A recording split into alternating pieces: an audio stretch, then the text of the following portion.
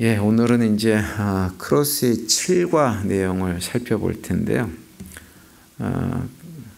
지난주에 우리가 살펴봤던 내용은 이제 하나님께서 그 유대인들을 선택하시고 나서 아브라함과 언약을 맺는 장면을 우리가 살펴봤는데요.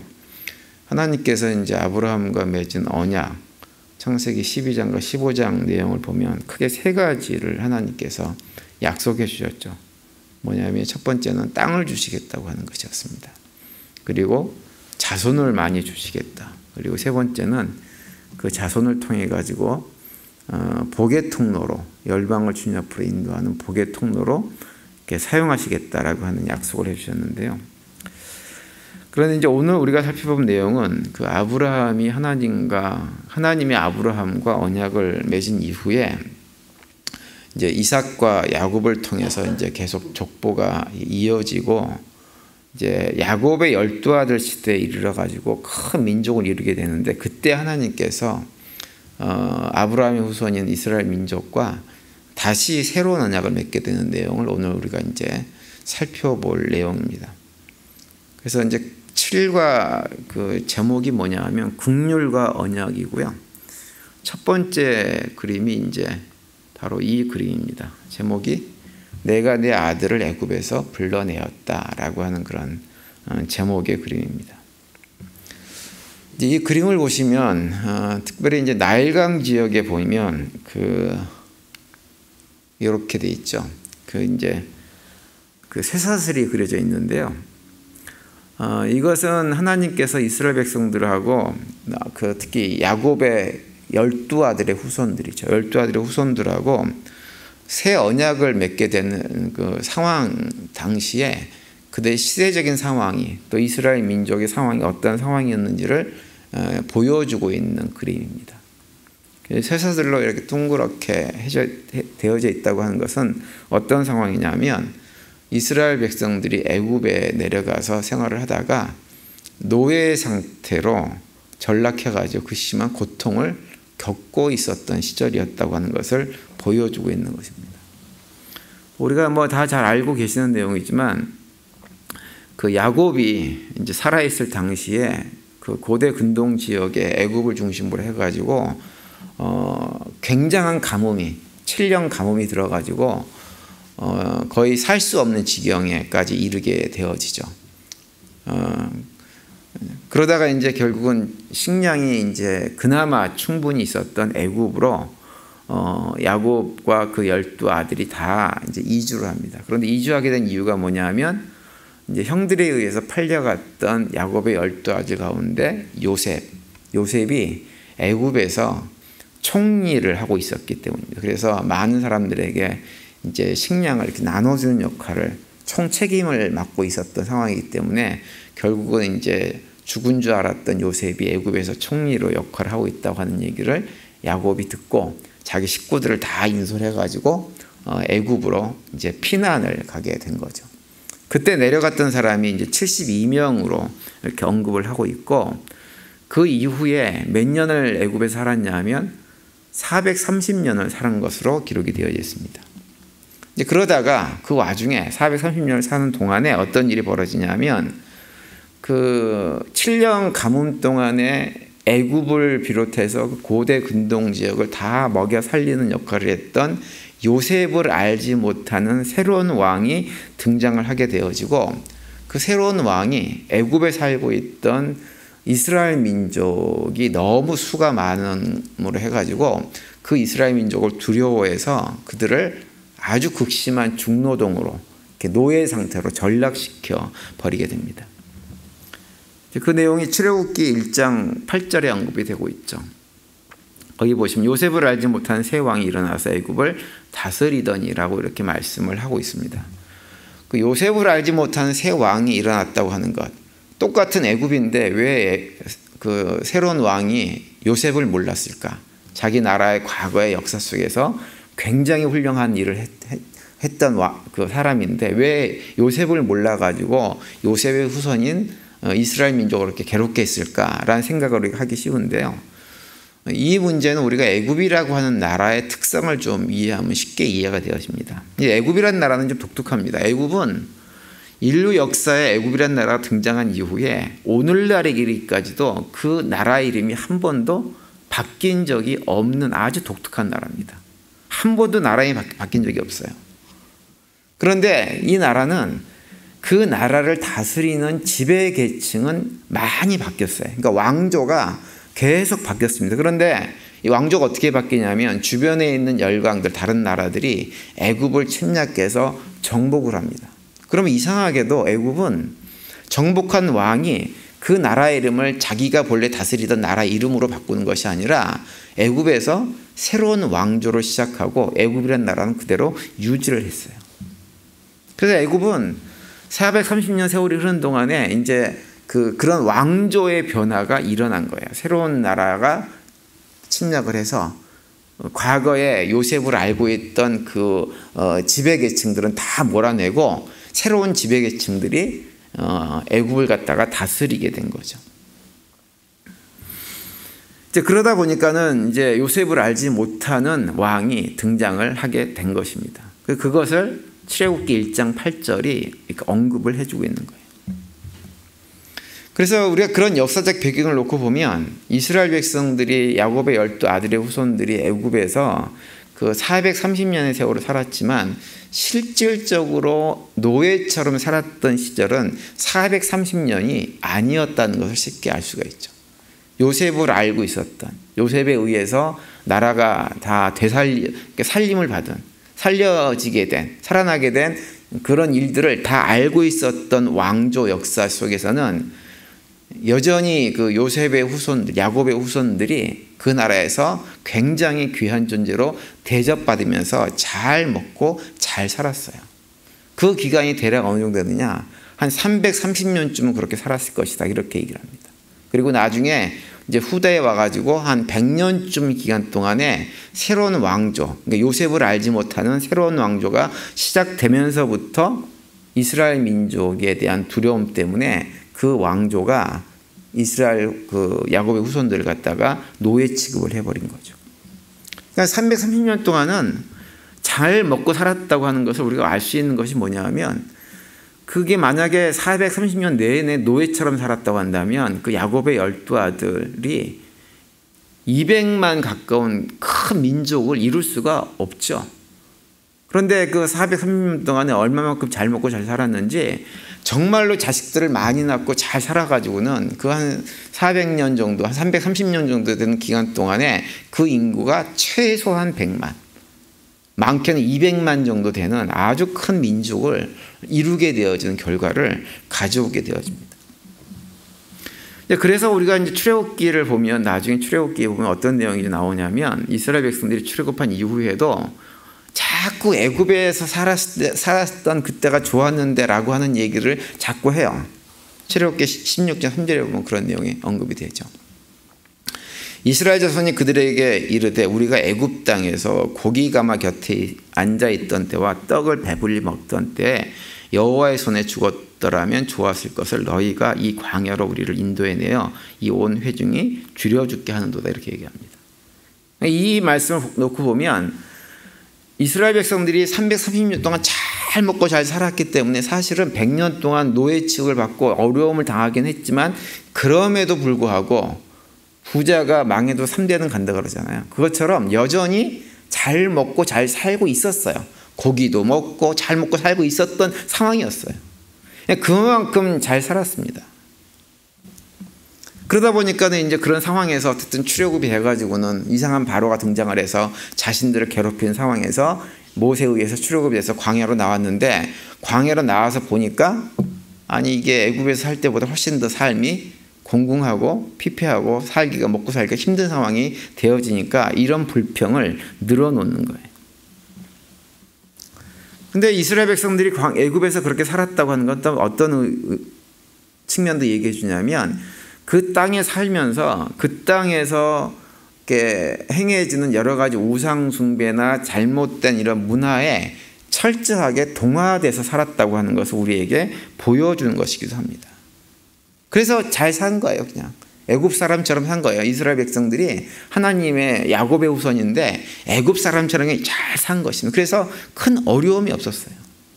그러다가 새로운 왕조가 등장해가지고 이제 조여오고 괴롭히고 힘들게 하고 막 노예 취급을 하고 하니까 그때 가서야 비로소 야곱의 후손들이 생각한 것이 하나님을 생각하기 시작했고 하나님에게 자신의 삶의 어려움들을 탄식하기 시작을 합니다.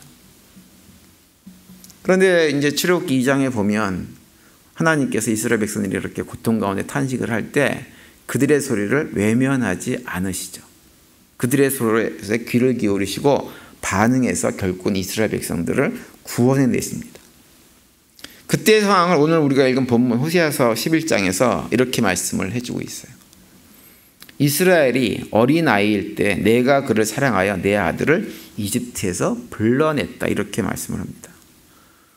여기서 어린아이 때라고 하는 말의 의미는 어떤 의미냐면 이스라엘 백성들이 하나님을 제대로 잘 알지 못했을 때라고 하는 거예요. 그러니까 하나님께서 이스라엘 백성들을 애굽에서 구원하실 때 이스라엘 백성들이 하나님을 철저하게 잘 믿고 순종하고 그렇게 살았던 때냐면 아니라고 하는 거예요. 어린아이처럼 철도 없고 아는 것도 없고 하나님에 대해서 크게 믿음을 갖다가 보이지도 못하고 정말 철없이 지내던 그럴 때 하나님께서 이스라엘 백성들을 구원해 내신 거예요. 그런데 왜 하나님께서 이스라엘 백성들을 구원했느냐? 출애굽기 2장 23절에 보면 이렇게 말씀합니다. 하나님이 그 고통 소리를 들으시고 아브라함과 이삭과 야곱에게 세운 그 언약을 기억하사 이렇게 기록하고 있어요. 그러니까 하나님께서 이스라엘 백성들을 애굽에서 구원해내신 이유는 그 백성들이 훌륭하고 잘해서 그런 게 아니에요. 이유가 한 가지예요. 과거에 하나님께서 아브라함에게도 약속하셨고 이삭에게도 약속하셨고 야곱에게조차 약속하셨던 그 언약의 말씀을 기억하고 내가 그렇게 해주겠다 하셨던 그 말씀을 기억하고 그 백성들을 구원해내신 거예요. 그러다 보니까 이스라엘 백성들이 이제 하나님에게 그 탄식하고 막 이러던 상황이 어떤 상황이냐면 완전히 죄악 가운데 굉장히 힘도 약해지고 아무런 도움을 받을지 못한 이런 상황인데도 그 언약을 기억하시고 그들을 이렇게 구원해 내신 거죠.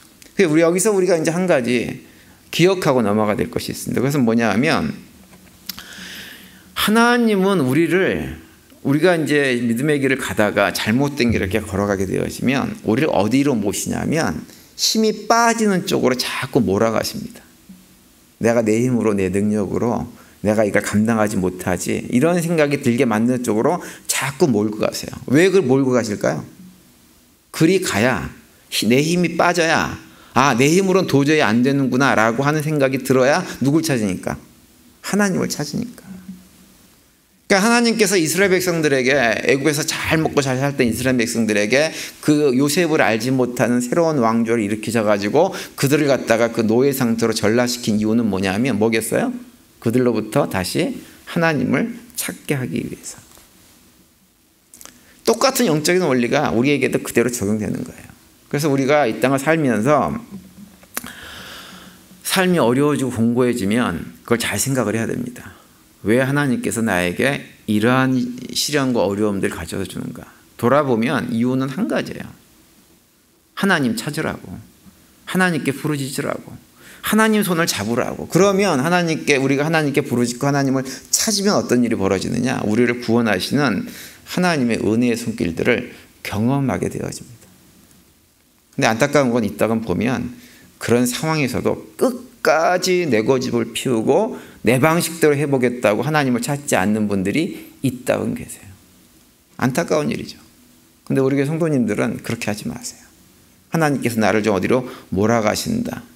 내 힘이 빠지는 쪽으로 몰아가신다라고 느낌이 들면 하나님의 손을 붙잡으시기 바랍니다. 그러면 하나님께서 우리의 삶을 새로운 자리로 새로운 지경으로 넓혀주신 것들을 경험할 수가 있게 되어집니다. 그것이 이스라엘 백성들이 애굽에서 출애굽하는 과정에서 경험했던 것이에요.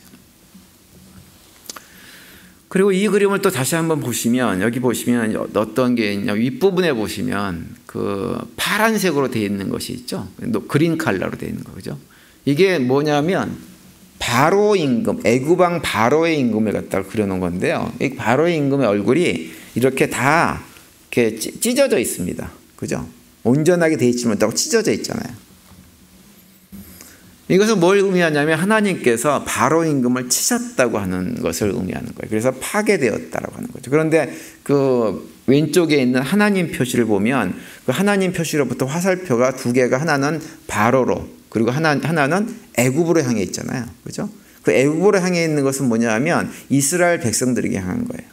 그러니까 바로로 향한 것은 하나님께서 바로를 치셨다라고 하는 것을 보여주는 것입니다.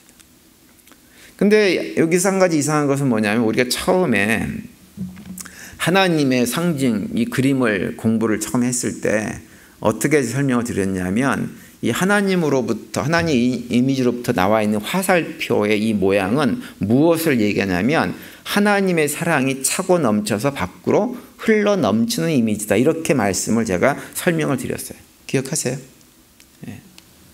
그런데 여기 이 그림에서는 그 하나님의 사랑이 차고 넘쳐서 흘러 넘치는 방향이 바로에게로 향해 있는데 어떻게 바로는 그것을 심판으로 경험을 했을까요? 이것은 주는 메시지가 있어요. 무엇이냐면 하나님의 사랑이라고 하는 것은요.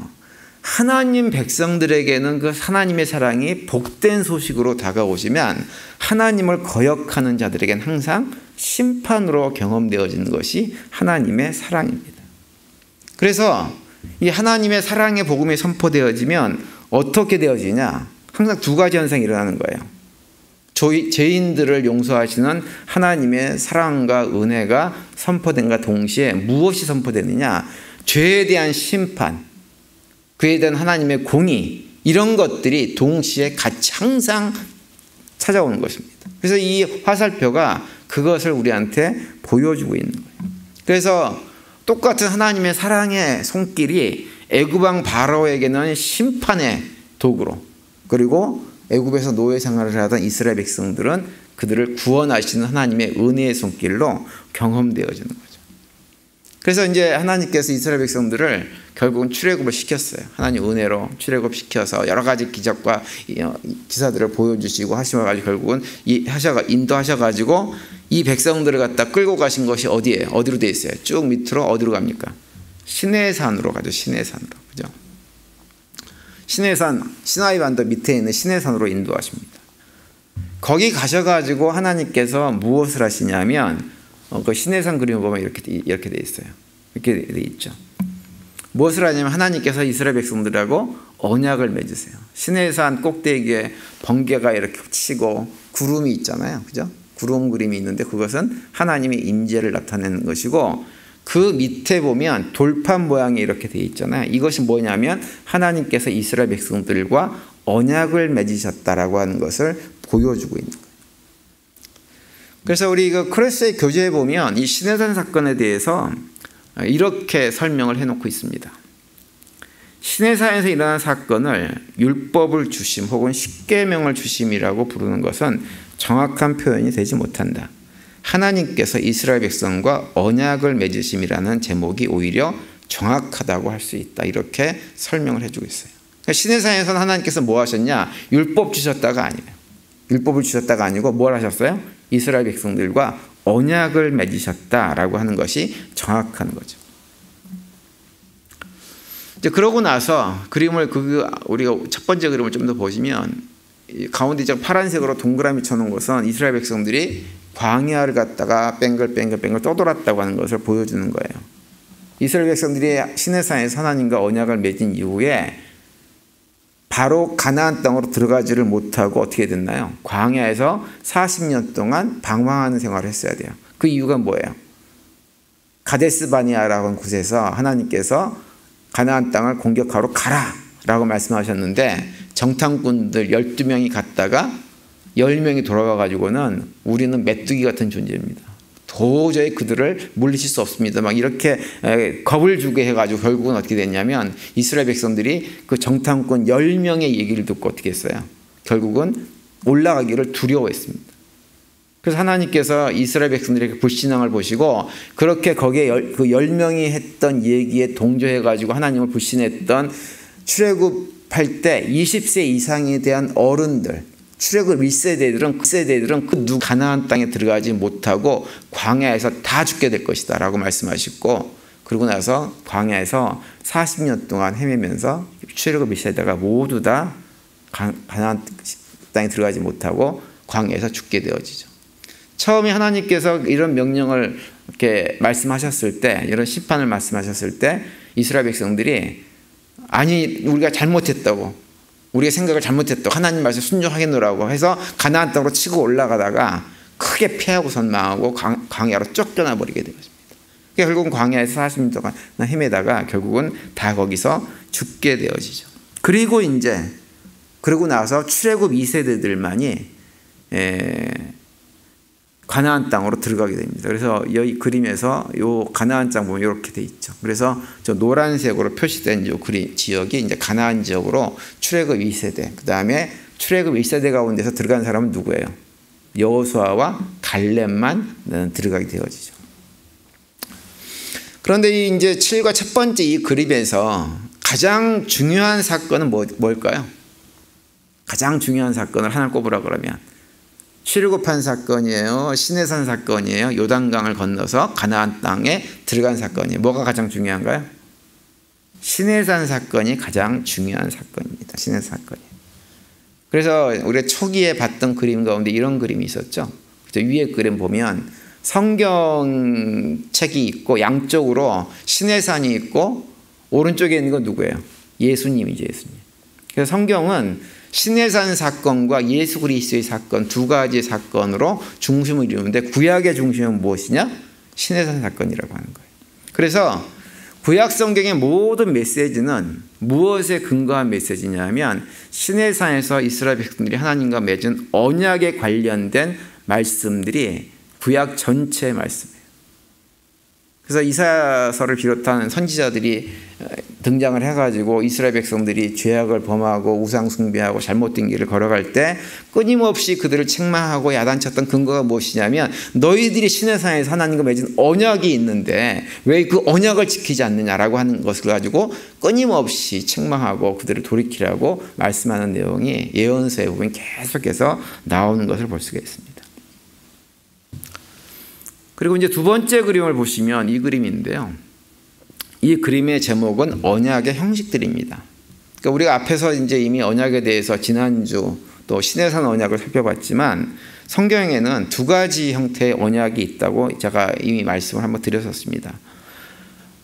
창세기 15장과 12장을 중심으로 하나님과 아브라함이 맺었던 언약은 무엇이냐면요. 그 일방적인 언약이에요. 일방적인 언약. 위에 있는 모양입니다. 이런 형태입니다. 이걸 갖다가 종적 언약이다, 또 은혜 언약이다 이렇게 얘기를 합니다. 이 언약은 하나님께서 언약을 맺으시면서 우리에게 무엇인가 요구하는 내용이 아무것도 없어요. 그냥 하나님께서 내가 너희들한테 이렇게 해주마 이렇게 말씀하시는 약속이에요. 대표적인 내용이 뭐냐 하면 창세기 9장 13절 이하에 나오는 무지개 언약이죠. 내가 내 무지개를 구름 속에 두었나니 이것이 나와 세상 사이의 언약의 증거니라.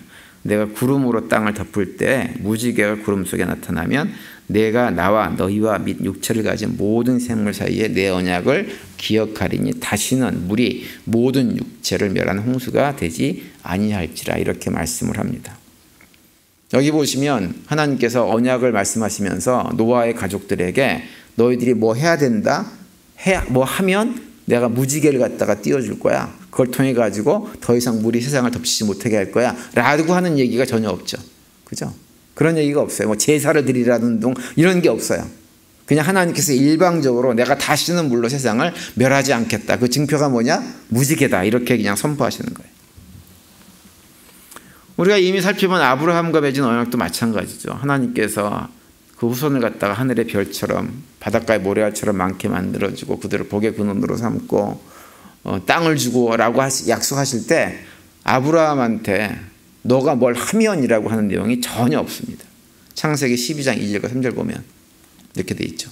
내가 너로 큰 민족을 이루고 내게 복을 주어 내 이름을 창대하게 하리니 너는 복이 될지라. 너를 축복하는 자에게는 내가 복을 내리고 너를 저주하는 자에게는 내가 저주하리니 땅의 모든 족속이 너로 말미암아 복을 얻을 것이니라 하신지라 이렇게 말씀합니다. 하나님께서 일방적으로 그냥 선포하는 거예요. 내가 너한테 이렇게 해줄게. 선포하시는 거예요. 이것을 종적 언약, 은혜 언약이라고 얘기를 합니다.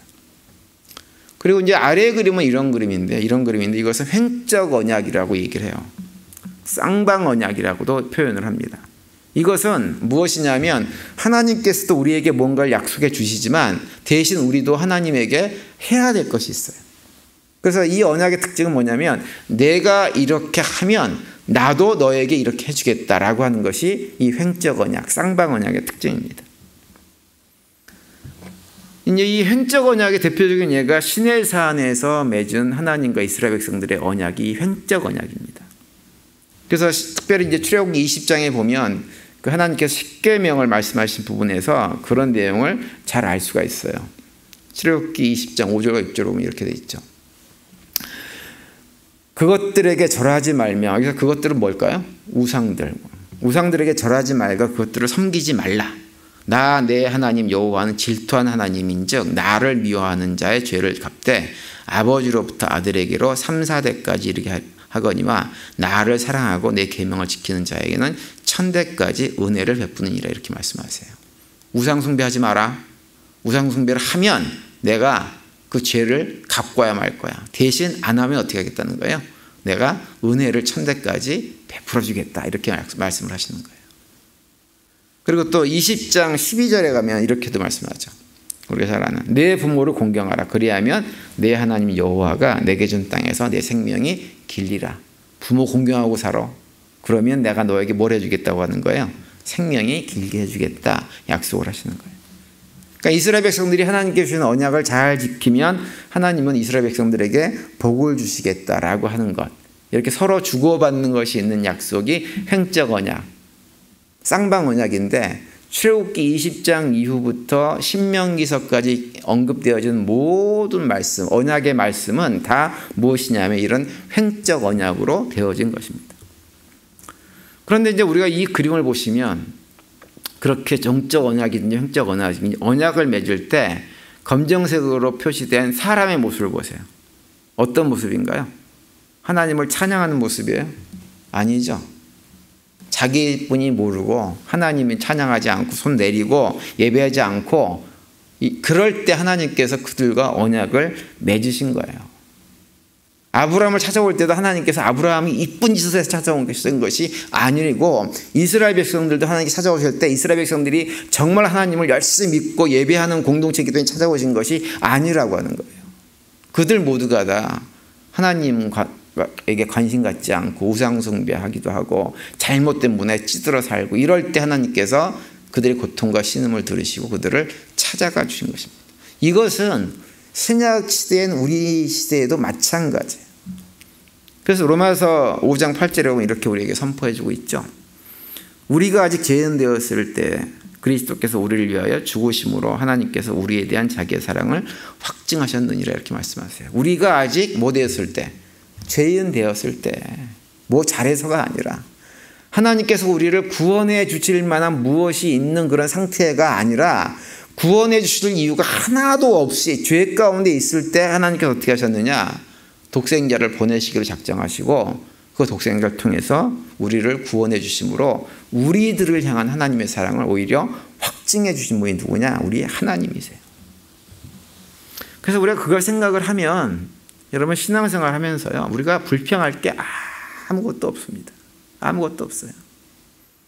몇 주 전인가요? 우리 친교 시간에 식탁 교제하면서 거기에 몇몇 앉아 계시던 남자분들이 그런 얘기 하시더라고요.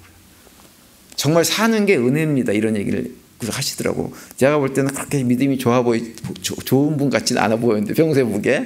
근데 그런 얘기를 하시더라고요. 그러면서 하시는 얘기가 뭐냐면 정말 사는 게 은혜고 사는 게 정말 감사뿐이 없다고. 이런 얘기를 하세요. 그래서 내가 깜짝 놀랐어요. 그렇지 않습니까?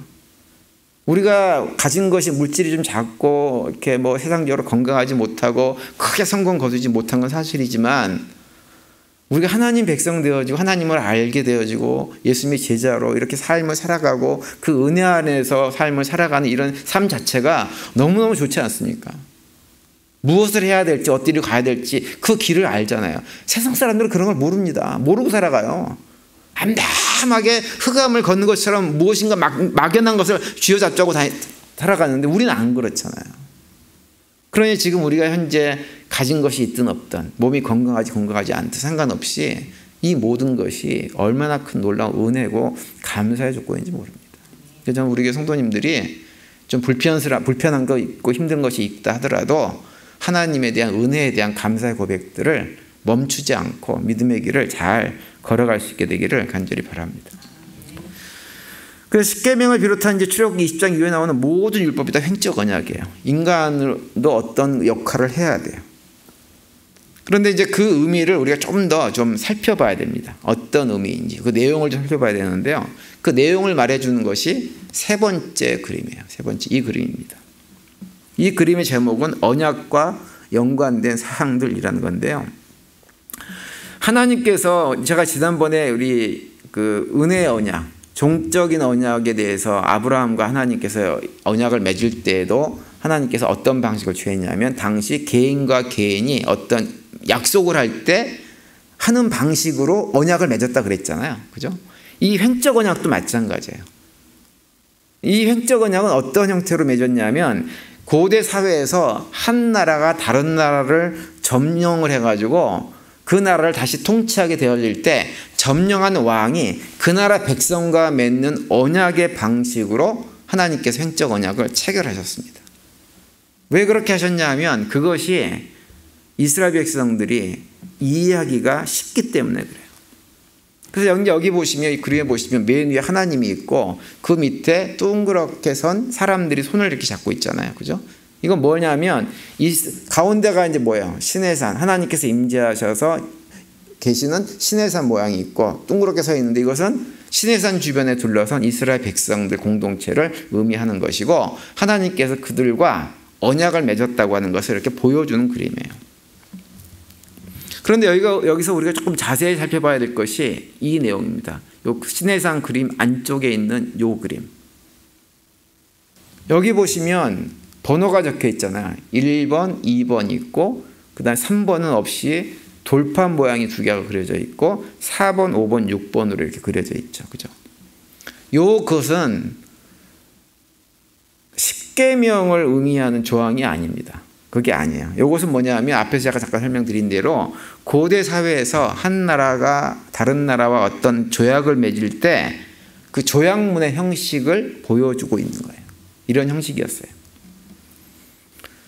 그 조약문에 6가지 항목이 들어갑니다. 첫 번째는 뭐냐 하면 전문이라고 되는 건 전문은 뭐냐 하면 정복자에 관련된 내용이 선포되어진 거예요. 나는 땡땡 나라의 어떠한 왕이다.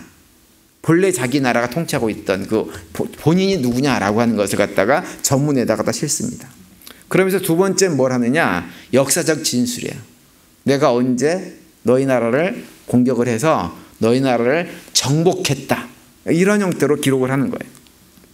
그러면 세 번째가 뭐냐면 어떤 그 백성들과 맺는 어떤 규정을 갖다가 얘기를 합니다.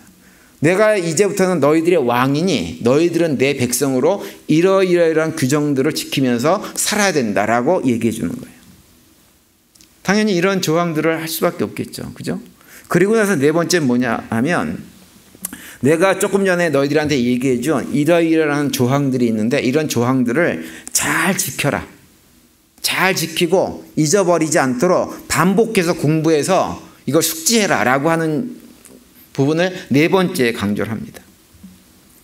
그리고 이제 다섯 번째로 뭘 하냐면 너희들하고 나하고 이런 언약을 조약을 맺었는데 이 조약의 증인은 누구누구다라고 하면서 증인들을 딱 세웁니다. 그리고 나서 여섯 번째는 뭐냐? 너희들이 나와 맺은 이 언약 조약을 잘 지키면 내가 너희들에게 이러이러한 혜택을 줄 것이지만 만약에 너희들이 이러이러한 조약들을 언약들을 제대로 지키지 않으면 내가 너희들을 이렇게 재판하고 심판할 것이다 라고 하는 내용을 여섯 번째 이렇게 집어넣어요. 이것이 고대 사회에서 나라와 나라 사이에 맺는 어떤 조약의 형식이었는데 하나님께서 그대로 이 방식으로 이스라엘 백성들과 언약을 맺습니다.